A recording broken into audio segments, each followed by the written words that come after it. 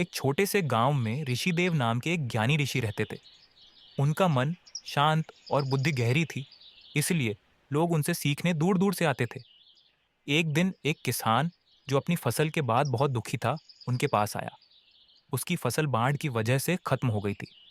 किसान बोला, ऋषिदेव, मेरा सब कुछ चला गया, मैं अब कैसे जीऊंगा? ऋषिदेव ने शांत स्वर में कहा, बैठो और देखो। उन्होंने एक मिट्टी का घड़ा उठाया जो पानी से भरा था। उस घड़े को धीरे धीरे जमीन पर गिरा दिया और सारा पानी जमीन में समा गया। फिर ऋषि ने पूछा, क्या देखा तुमने? किसान बोला, घड़े का पानी खत्म हो गया। ऋषि मुस्कुराकर बोले, बिल्कुल सही। जो घड़े में था अब जमीन का हिस्सा बन गया। जो तुम्हारा था वह कभी तुम्हारे पास रहने के लिए था ही नहीं।